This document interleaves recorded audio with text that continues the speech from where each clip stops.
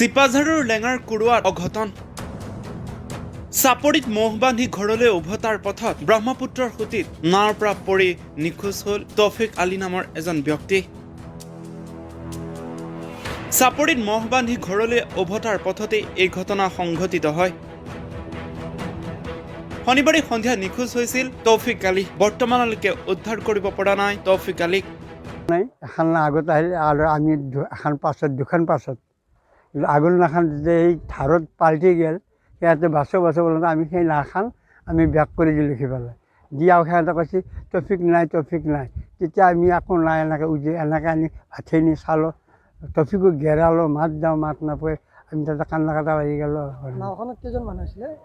সেইখনত 3জন মোৰখনতো 3জন আৰু এখনত 2জন এই 2জনৰ এখন আমাৰ কাষতে বুৰি গ'ল আকৌ একেলগে আহি আছিলে নেকি আপুনি আগা পিছে তাত আমি ধাৰেই লৈ গৈছে ধাৰ একদম বিৰাট ধাৰ কাৰেণ্ট পানী না পাৰ কৰিব নোৱাৰিলে না পাল্টাই দিলে তেতিয়া আমি পাছত আছিলোঁ সিহঁতে কৈছে বাছাও তেতিয়া আমি যাইছোঁ নাখান ইপিনি লৈ গৈছে এখন নাখানাকৈ এনেকৈ ঠেলাখনকৈ যায় সেই গাছৰ গৰুত ৰৈছে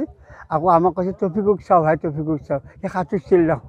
তাতে গেৰে আছোঁ মাত না সাঁতোৰা বুলি আকৌ আমি কৈছোঁ এখন না উজাব নোৱাৰোঁ তাত ট্ৰেফিকক ৰখি আছোঁ আৰু কিন্তু ভাঙি আহে বজাত তাৰমানে মই বান্ধি পিনে ব্ৰহ্মপুত্ৰৰ মাজেদি স্পটতে আহি আছিল আহি থকাৰ পিছত ধাৰত পৰি নাওখন ডুবি যায়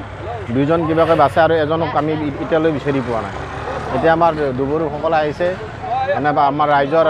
স্থানীয় ৰাইজৰ মানুহ বিচাৰি আছে এতিয়া বৰ্তমান আমি একো পজল পোৱা নাই মান্দাকাটাৰ পৰা ইফতাজুল হকৰ ৰিপৰ্ট ডেইলি টাইম অসম